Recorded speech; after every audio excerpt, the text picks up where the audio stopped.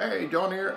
Here's a quick warm-up slash technique building exercise for your left hand and your right hand. Will also help you with your getting used to using your middle finger here with hybrid picking.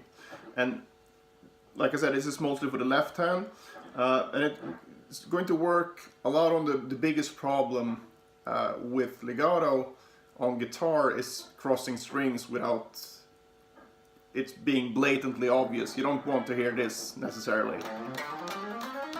That doesn't sound very legato. It sounds legato here, and then you get a big break to the next string. So, but what you want is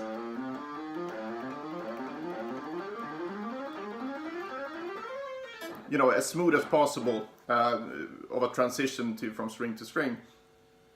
And this exercise really works on that. Plus it works on the timing, which is another factor with legato, to basically control the timing of the left hand. And we're going to use 3 fingers at a time, and the possible 3-finger combinations we have here, if we just look at how we can divide our 4 fingers into groups of 3, we get 4 basic combinations. That's a lot of numbers, but if I show it here, you're gonna get it. So it's 1, 2, 3. That's the first group. Second group is 1, 2, 4, and then we have 1, 3, 4, and finally 2, 3, 4. So again, 1, 2, 3, 1, 2, 4, 1, 3, 4, 2, 3, 4. Okay, so you want to do this exercise all over the fretboard because it feels different, obviously. But the idea behind it is we're not going to play triplets. We're going to start here and just play 3 notes. We're going to do this first with 1, 2, 3. So we don't want to do this. So we want to play 16th notes, which means that the accent will shift from finger to finger. So we'll start like this: 1, 2, 3, 4, 1, 2, 3, 4, 1, 2, 3, 4, 1, and then up on that one. So it'll be like this: 1, 2, 3, 4, 1, 2, 3, 4, 1, 2, 3, 4, 1. Right. So if I play that again, try to keep your eye on where the accent, where you hear my foot come down, because I'm playing 16th notes, which is groups of 4, but I'm doing that with 3 fingers in a 3-note repeating pattern. So the accent will shift each time.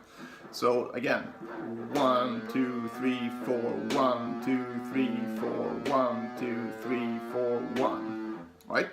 So, and that's what we want to do. So that's the first part of the exercise. Then you stop there and take a breather, and then you start with the next 3 notes, and that will be this. You're gonna play 2 notes here and then 1 note, so it will be 2 plus 1. Still the same fingers though. So, and the trick here is to get the notes as even as possible. So you really want to have it sound like it's played on 1 string.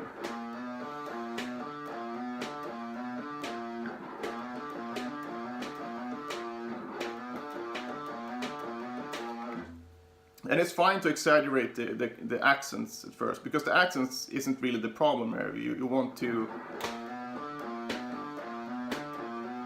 It's the string shift that we want to get rid of. And also doing this in 16th notes and having the rhythm, having the accent shift around like that really helps identifying timing problems. Because it's easier to hear that instead of you going like a, just a continuous loop of notes. It's easier to see if you're not accurate, since you want to be really on the beat with each accent. So this might seem confusing, but you got 3 notes the whole time. So first you got 3, then you got 2 plus 1, and then you got 1 plus 2, and then everything restarts here on the A string. You got 3, 2 plus 1, 1 plus 2. So it always amounts to 3 because we're using 3 fingers at a time. So if I just play through the first section, and you hopefully know what I mean. So like this.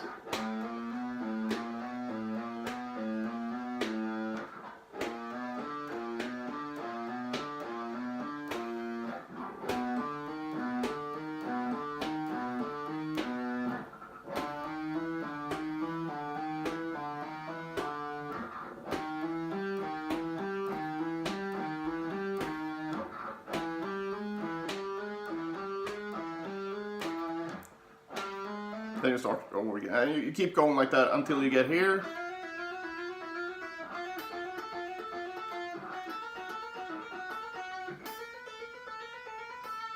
And you want to play this slower, so you try to really get as little of a, you know, interruption as possible when you cross strings, because that's the whole idea. To really get a smooth connection there. But once you get this far, you turn it around. You can turn it around in the place you're at, or just move it up 1 fret. That's up to you. And when you turn it around, it's the same thing but in reverse. Still the same finger group here. So we go, if we keep it in the same place, will be so again, the accent will move 1, 2, 3, 4, 1, 2, 3, 4, 1, 2, 3, 4, 1. So, and then you do the same thing. You got 2 notes here and 1. So,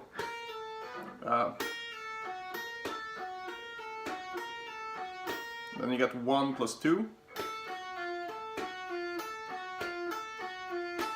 and then you're, you know, it starts again on the next string group.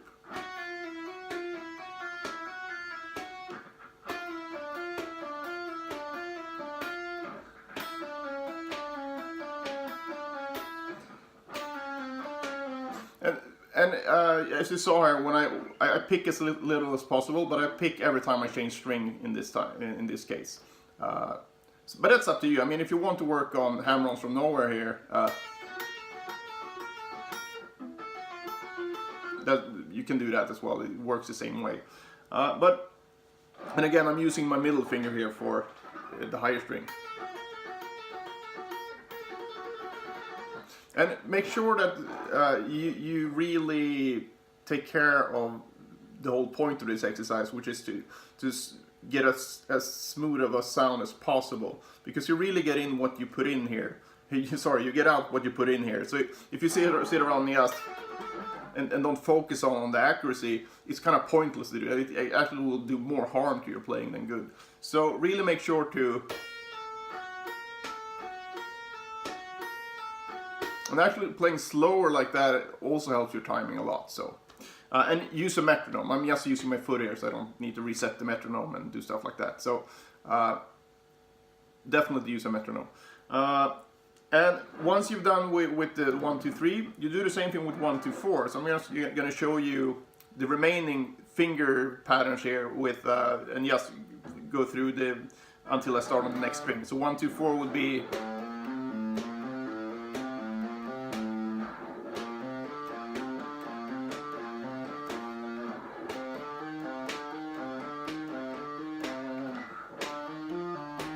That's 1, 2, 4, and then 1, 3, 4.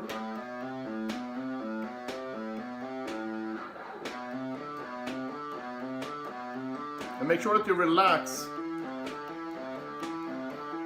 here on the beat that you get free, so to speak, when you before you shift. So you go like 1, 2, 3, 4, 1. So you get a slight pause there. And also, again, I don't practice it this quick. I mean, this isn't quick really, but I practice it at a tempo where I really can control the tone, and so because you need to focus on not over picking with the right hand, with both the finger and the pick, so you keep that smooth sound. So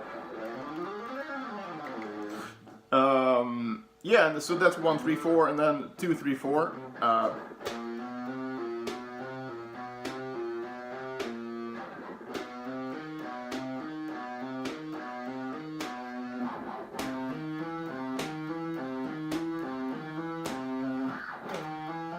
And so on, and reverse. You hopefully got that by now, and do that all over the fretboard. This takes a while, so maybe you can start. You know, you definitely want to make sure to go through each finger pattern. So 1, 2, 3, 1, 2, 4, 1, 3, 4, 2, 3, 4. But maybe do it in if you don't have all day to do this. Maybe just do it in a 4 fret radius like this. You go 1, 2, 3, 4. Then you start on 5, 5, 6, 7, 8, 9, 10, 11, 12, and so on. So by doing that, you get a feel for the entire fretboard in a more condensed way, so you don't have to do every fret. Yeah, so what you can do is to take each finger group and then maybe start 1, 2, 3 here, and then you do 1, 2, 4 here, 1, 3, 4 here, and 2, 3, 4 here, or however you want to do it. But it's a good idea to focus on the part of the fretboard where you have the most problems, and that's, you know, very personal. It depends on where you spent most of your time before. But really try this because it helps your legato so much, because you're really focusing on the part that's giving us the most problems, which is string crossing. And I really feel a difference when I've done this exercise in my legato. Yeah, just the smoothness of it.